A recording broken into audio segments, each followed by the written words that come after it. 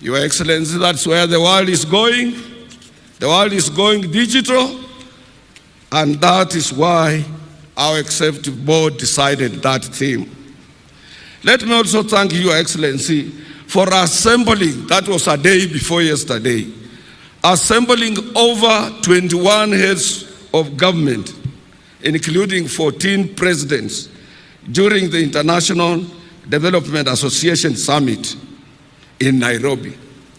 Your Excellency, I want to remind you, since I've been around for some time, that the only president who used to assemble a such magnitude number of heads of state, particularly from Africa and abroad,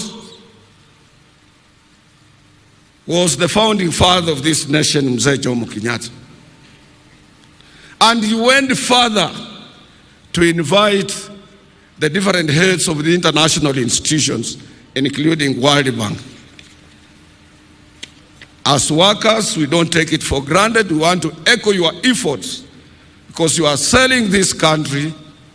You are coming out in a clear way to indicate to the whole world that we are able, we can host, and we can also engage those who are coming here, and also plant a sense of direction into the leadership of this continent.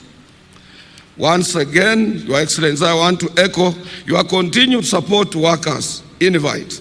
Since you took over as our head of state, one, you gave all of us a hearing. That was the trade union delegation, which was at State House with you on 14th of February last year, followed by presiding over our last year's Labor Day. We want to thank you, Your Excellency. We can't take it for granted. And after that, honoring the invite of the International Labour Organization Director General, Gilbert Humbo, for taking your own time to go to Switzerland, Geneva, to address more than 5,000 tripartite delegates in that conference. That shows how much you respect and you honor working men and women across the globe. And that, to us, was a plus, because since independence, no any head of state of our republic, Kenya, has had an opportunity to address the International Labour Conference. Your Excellency, you also didn't stop there. Last year, on 28th of November, you officiated and you presided over the opening of the International Trade Union Confederation at Safari Park, African region, which attracted all trade unions from all over the world. And in that conference, Your Excellency, you remember I whispered to you that here we have almost 1,000 delegates. And how will we be able, as a single center, trade union center, to manage settling even the bills of our hotels? And I reminded the Atwoli in other countries where we have been, government have handicap come in to make sure that they assist the labor movement in this area.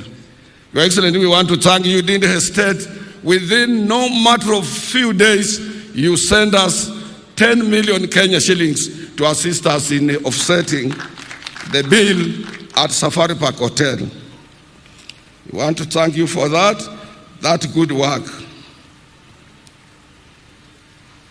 Your Excellency, the other thing we remind people today, and I want my brothers and sisters to listen carefully, because some of our people cannot be able to differentiate a trade union with a SACCO or savings and cooperative societies that we have. Trade union is a pressure group, just like Sister Jacqueline has said, that employers organization, trade union, and government through the Ministry of Labor.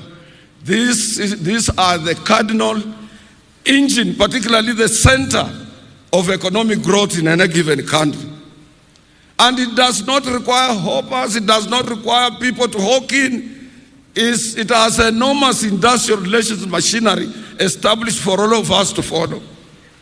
when I hear some people coming out with some suggestions that are irrelevant, unacceptable, and not in tune with the dance that is on the platform currently.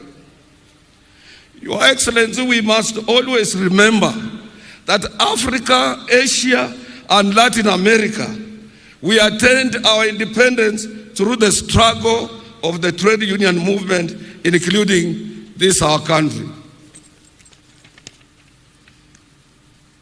In Kenya, we will always remember and forever celebrate our founding father of this nation, Mzee Jomo Kenyatta, who was part of the local government workers union, now the county government workers union.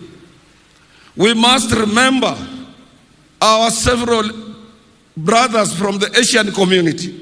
One of them was Makan Singh, who championed for registration of the trade union in this country and in East Africa. Followed by Cheke Kibachia, Agre Minya, Thomas Joseph Mboya, Fred Kubai, Vicky Wachira. Vicky Wachira was very militant, a young man in Nairobi. And Ratibu Hussein from Kibera, he was also a young man who fought closely with the labor movement for us to attain independence. We had Pio Gama Pinto, we had Ocholo Gai Makanyengo, we had Martin Shikuku, Clement Lubembe, and Dennis Akuma, among others. These were all labor leaders before independence, including Fred Kubai.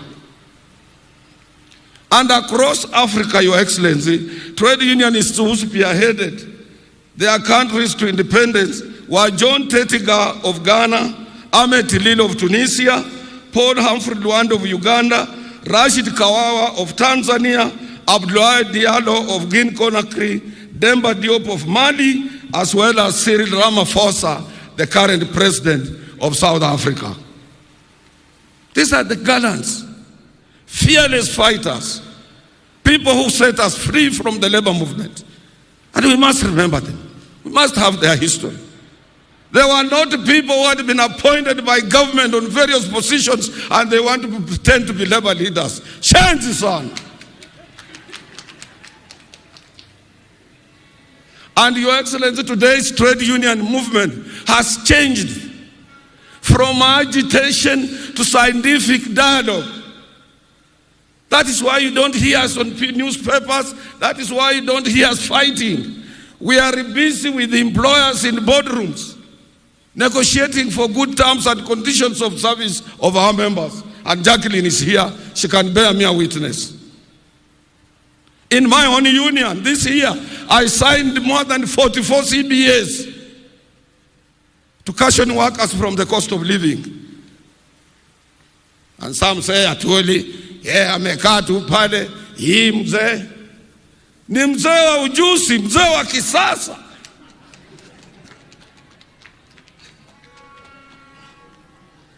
We have moved from issues of advocacy, agitation, and so on to impress upon dialogue between us and employers. And Your Excellency, nowadays, because of digital economy, e-commerce, or platform economy as it is known, we research through our Kotu Education and Economic Research Department to any enterprise before we engage employer. Tunaangalia huyu ametengeneza pesa ngapi.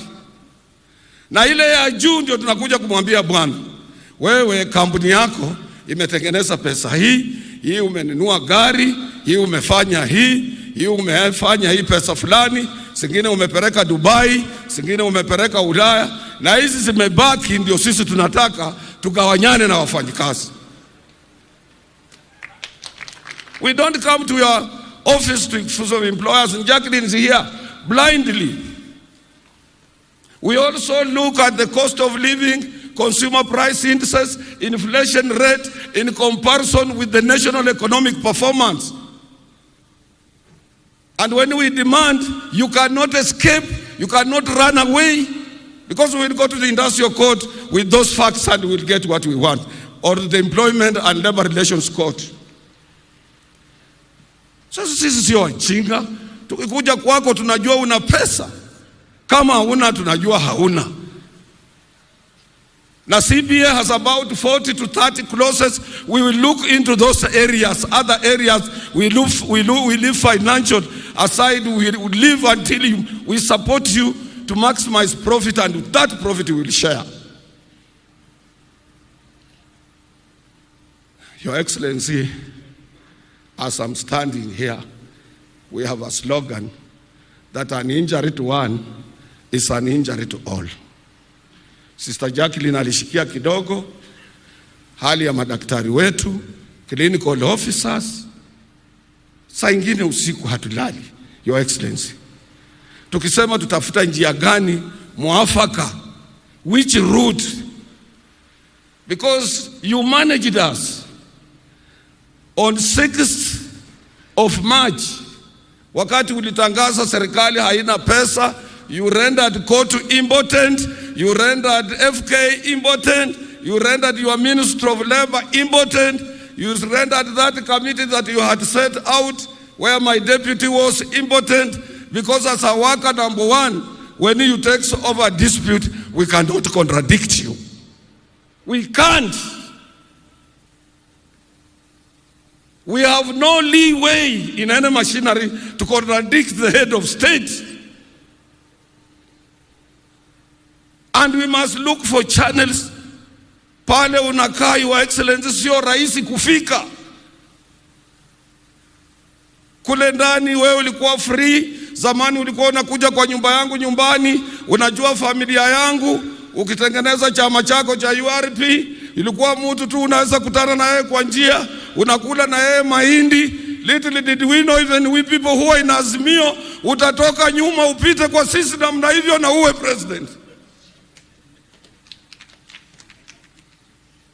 So that position kukufikia sio rahisi.